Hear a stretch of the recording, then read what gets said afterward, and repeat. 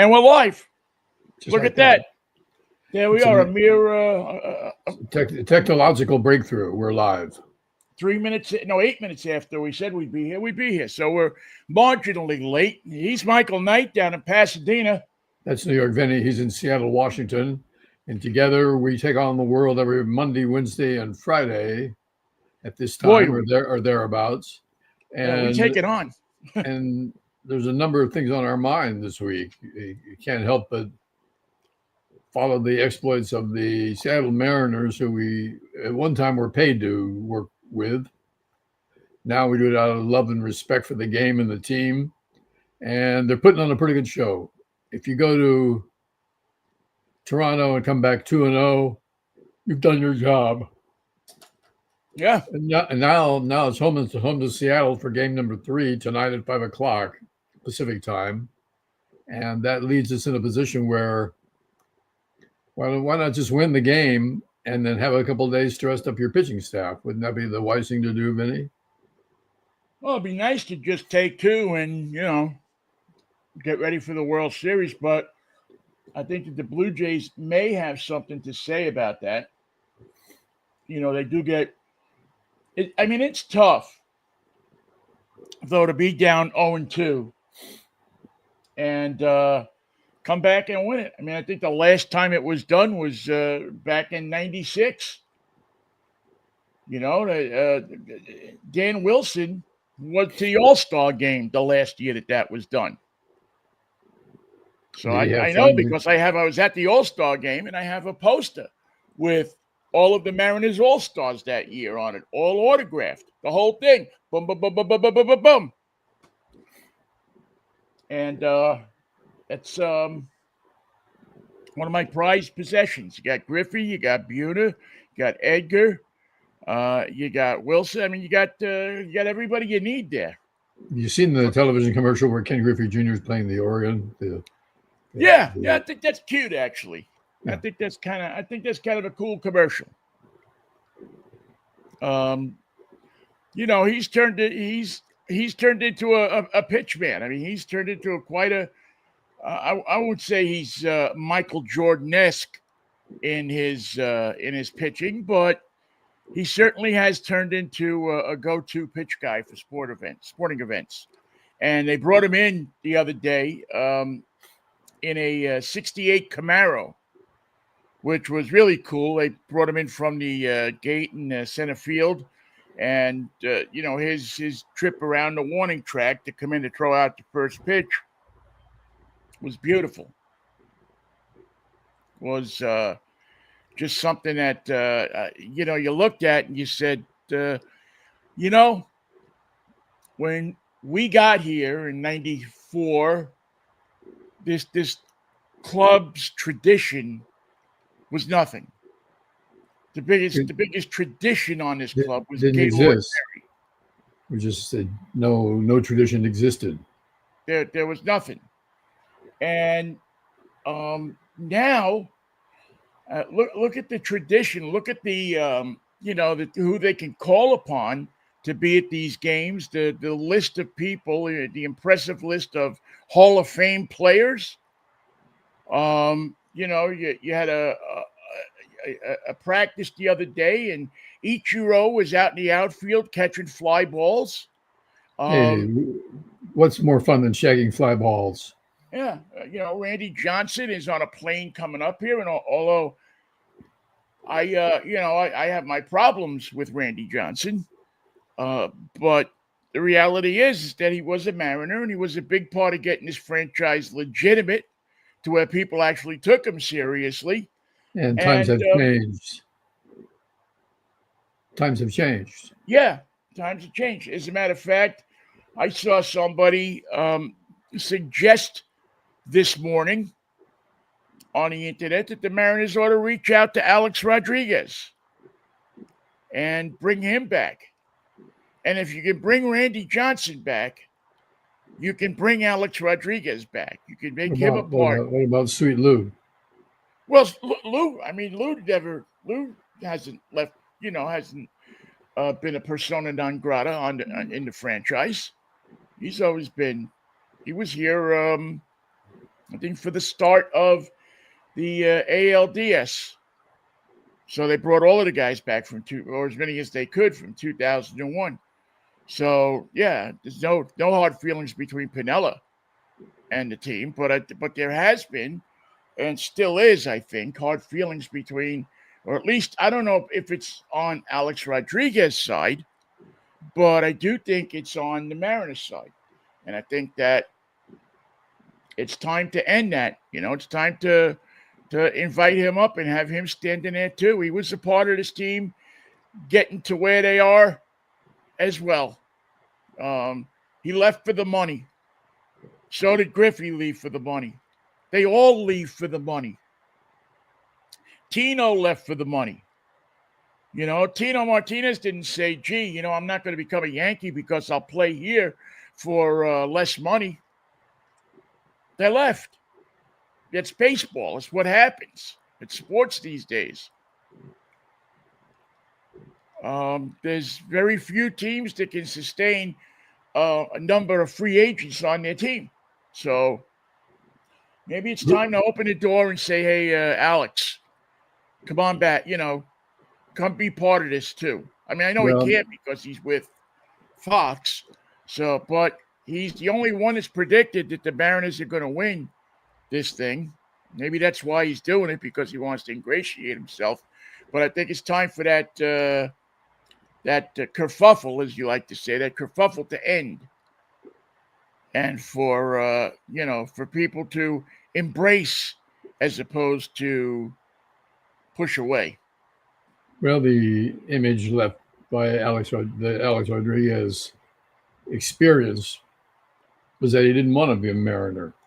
He didn't want to be on the team. He wanted out. He wanted more money. He wanted a deal that his agent would work on. And it wasn't going to happen with the Mariners, and he knew it, and the Mariners knew it. And the fans finally figured it out that this kid's never going to play shortstop for us again. He's off to be somewhere. So he went to Texas for 1 year and then New York for the remainder of his career, something like that. Yeah. I mean, listen, the owner of the Rangers at the time offered him the world and offered him, more money than he's ever seen before, more say on the field than he'd ever had before. And I think at that time, Alex was looking for a kind of father figure. I think he'd always been looking for that. And the owner of the Rangers was more likely to give that to him. He took him under his wing. He was going to make him this. He was going to do that. He was going to make him that. He was going to do this. He was going to buy him an amusement park. I don't know. He threw everything. And Alex went for it hook, line, and sinker. Look, he was going for the money. Scott Boras was his agent. He wasn't. He unless the Mariners dumped a whole lot of money on him, and they wouldn't have been able to, to make many other moves if they kept Alex. And to be honest with you, I don't think Alex wanted to stay as well. This was not where his bread and butter was. No way. He never expressed a reason to stay. He expressed only reasons to leave. A star. He wanted to be not only a baseball star. He wanted to be a movie star. He wanted to hang out with Madonna and et al. He wanted his picture to be on Entertainment Tonight or on TMZ or like that. He wasn't going to get that in Seattle. Wasn't going to happen for him in Seattle. The only place that happens is either New York, maybe Chicago, and LA. Anywhere in between. Look at the team that Philly has. And how much are they known outside of the baseball world? Right? And Philly's 90 miles from New York. So you got to be right there. Ohtani, while people know him, while he's got the contracts now and everything, and he's a special player, He was 90 miles from downtown L.A. in Anaheim? Might as well have been on the moon.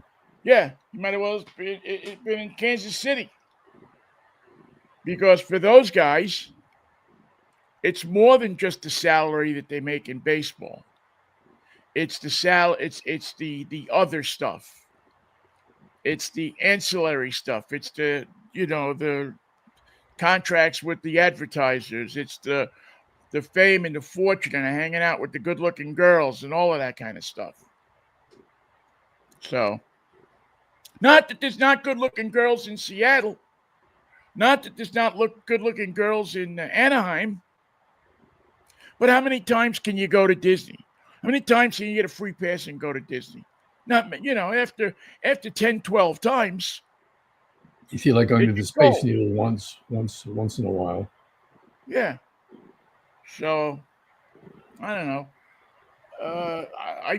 I blame Alex less now, and I didn't really blame him that much when he left because you knew what this kid was looking for.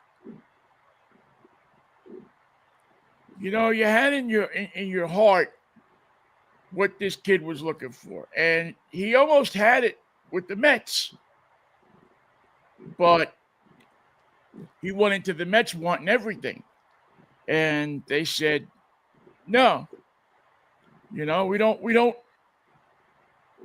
going to give you your own office.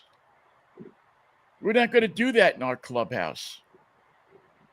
The Yankees, even said, we'll think about it. But Texas gave him an office. They gave him a stadium. They gave him some bulls. They gave him a car. They gave him everything. So he took it.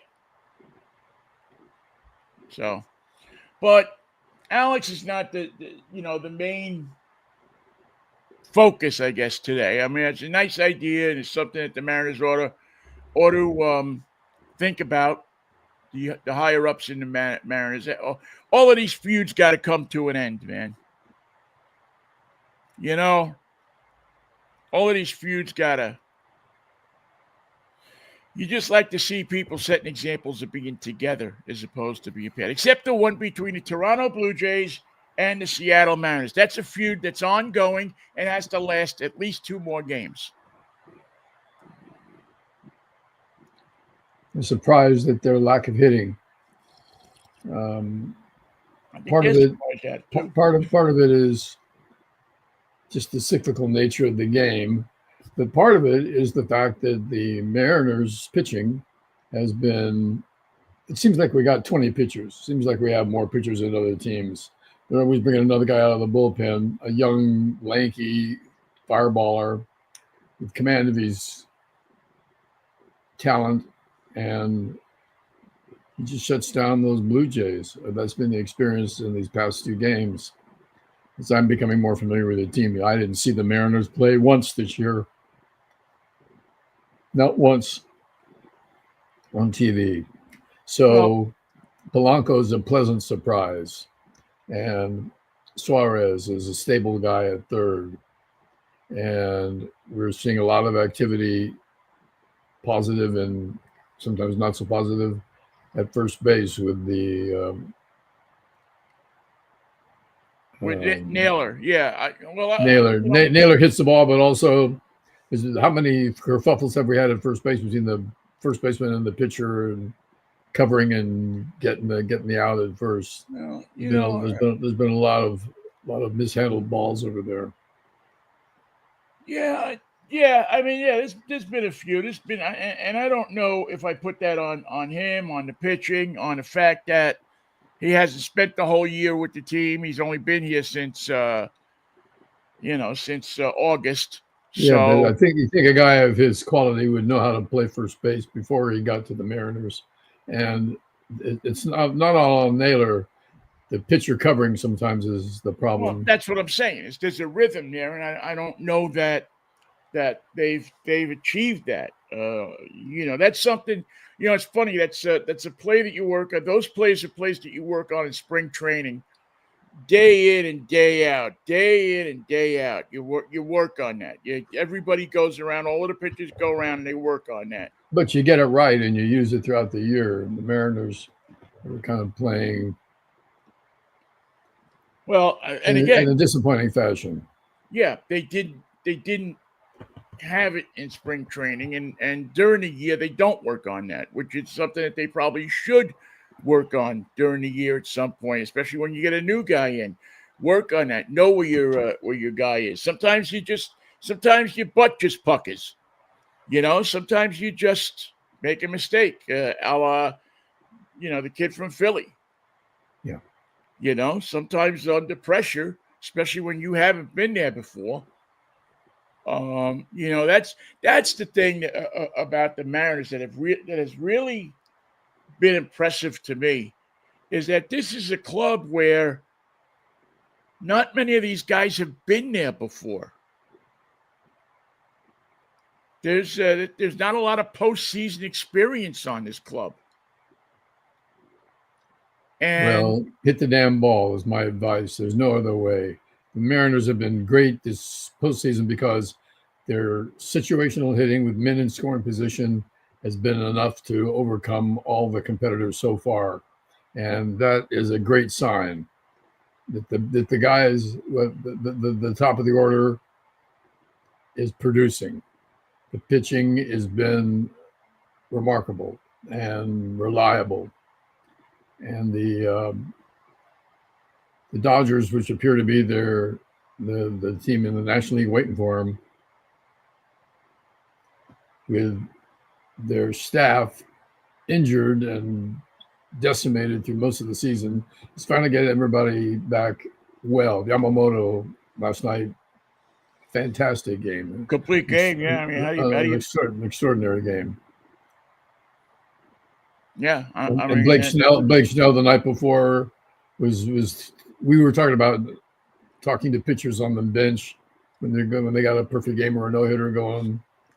It was a lonely place for Blake Snell. No one would sit next to him on the Dodger bench because of the superstition we talked about. He was pitching extremely well. He retired 14 in a row, 10 strikeouts, 8 innings of top flight pitching.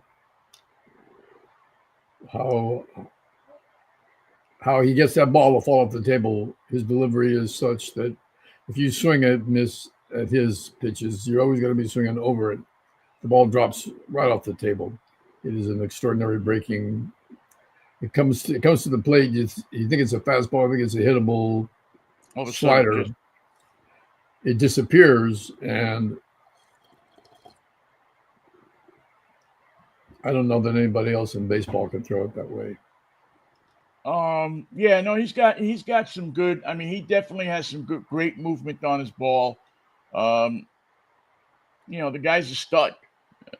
He's. I mean, listen, everybody in town wanted to sign him except the Giants, right? Who had him? Yeah, he threw a no hitter for him. Yeah, it doesn't. There's two things that have really stood out to me with the Mariners so far. Is number one, their poise. They really have. They don't look like a team that hasn't been there before. They don't look to be plussed, even though they're on baseball's biggest stage. Even though they're one of the final four, they don't look like it bothers them. None of the pitchers go up there and look like, oh man, what am I doing? What have I gotten myself into? And the proof's in the record, 2-0, man. There's not a look that there's not a look of being scared or being not being able to stand up to the moment. And what that tells me is that guys like Edgar and Dan and other coaches and other guys who have been there before have prepared them for this. I mean, there's only so much you can prepare a guy for, but it shows a certain maturity Even though these guys have, 22, 24, 25, there's a certain maturity about this pitching staff and about this the players in general, but certainly among the pitching staff. I think a lot of that has to do with Cal Raleigh. I think, while he gets all of the kudos for hitting the ball the way he does, take a look at how he calls the game. Take a look at how he handles the game. Take a look at how he handles the pitchers. And look at that and put that in your pocket and think about it. That's that was a quality that Dan Wilson had.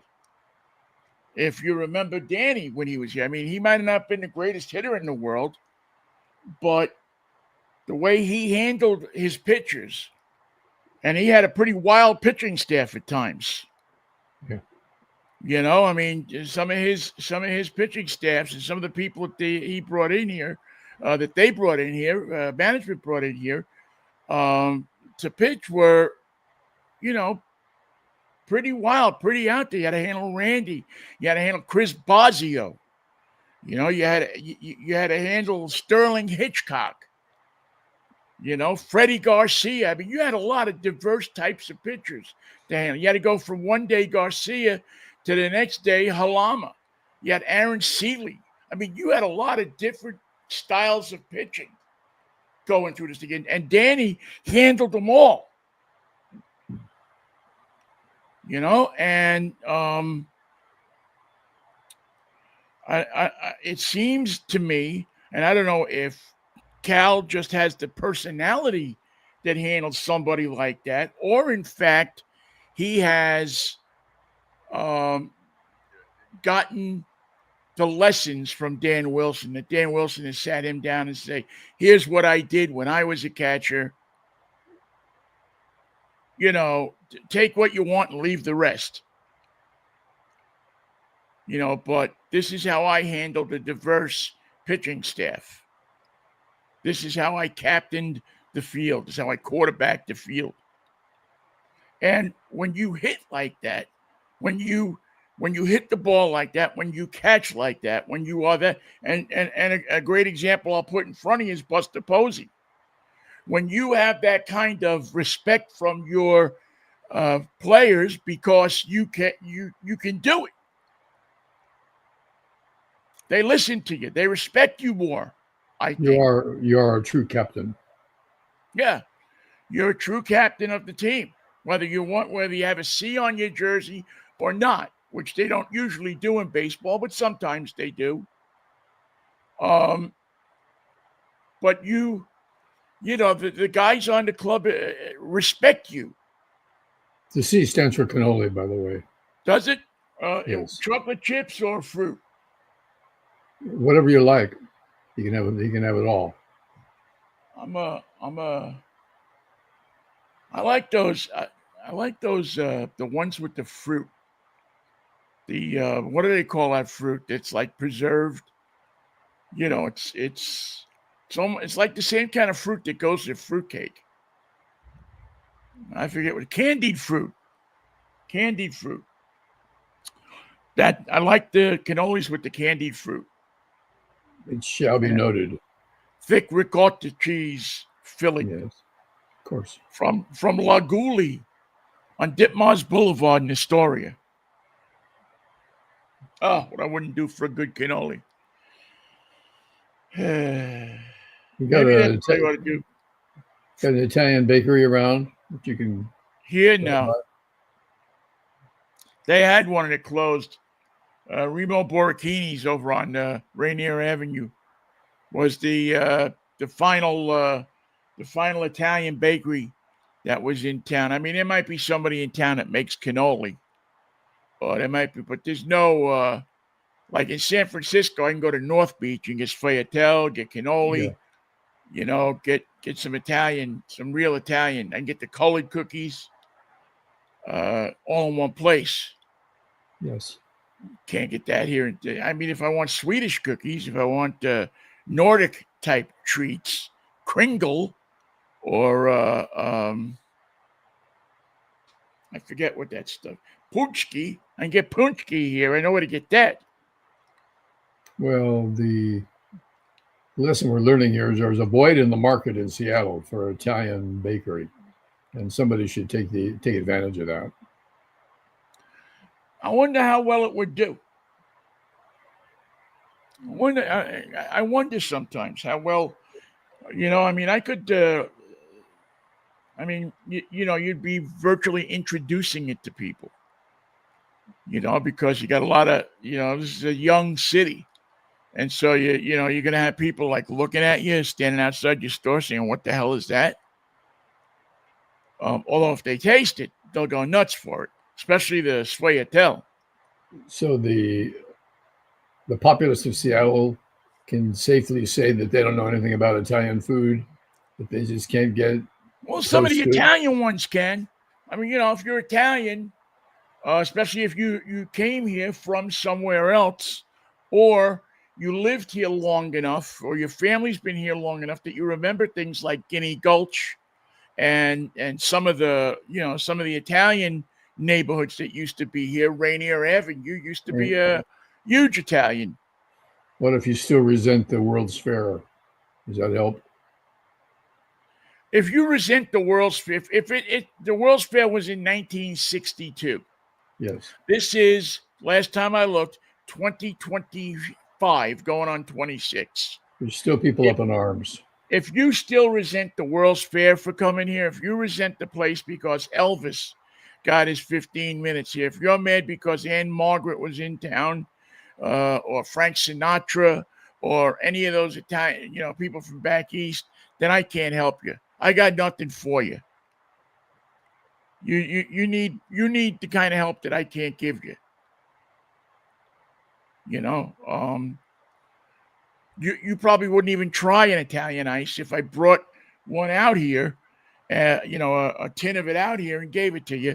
You wouldn't even try it. Let it sit there in your freezer until it melted. So I can't help you. And I've kind of gotten past the days where I want to introduce it to everybody.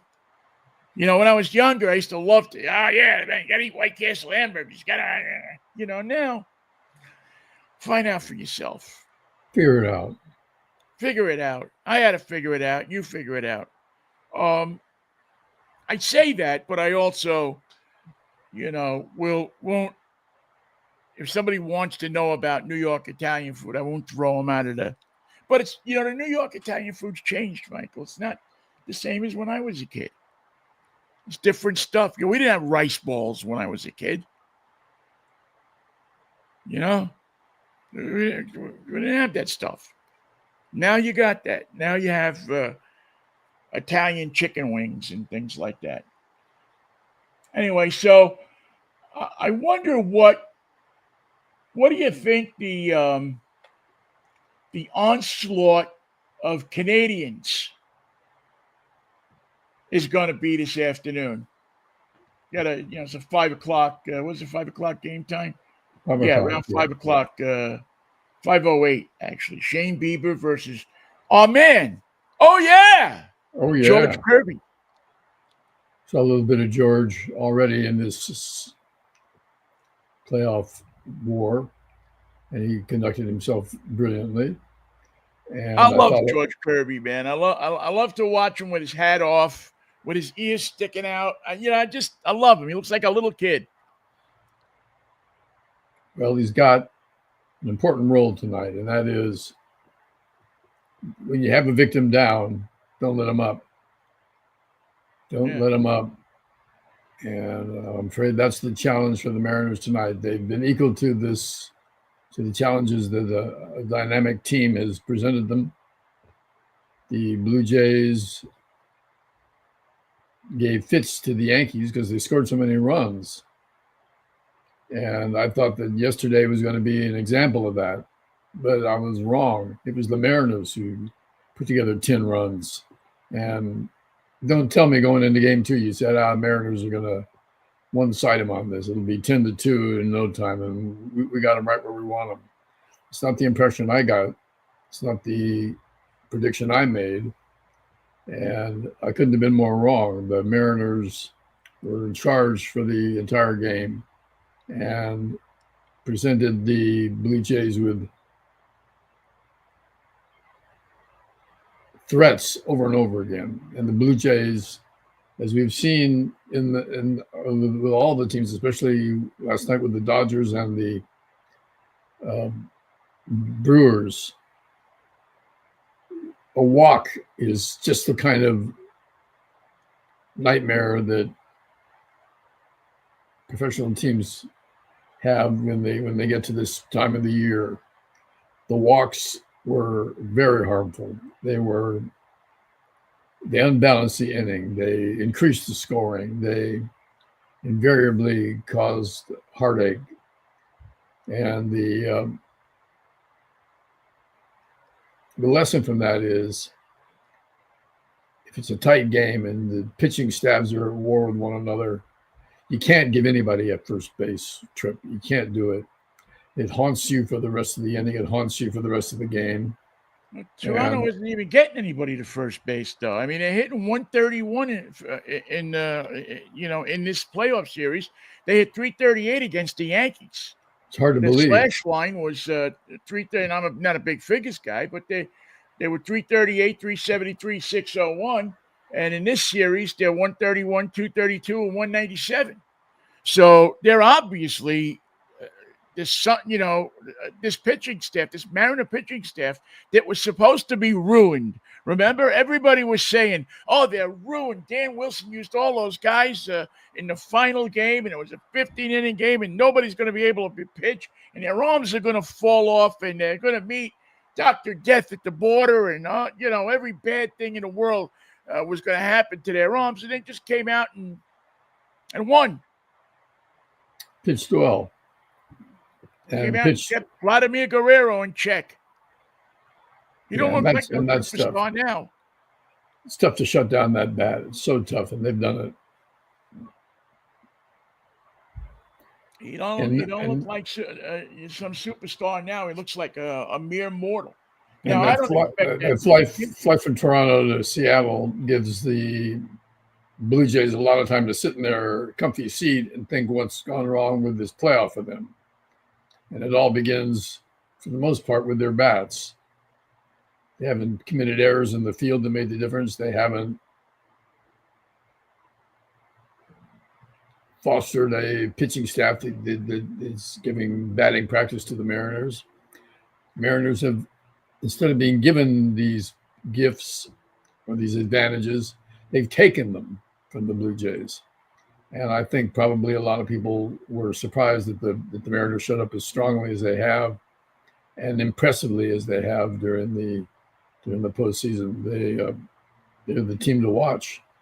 Well, I mean, one of the big factors for the Mariners, and I mean, J-Rod, Julio Rodriguez has certainly been one of the factors for the Mariners, but a guy that, has really come out of virtually nowhere.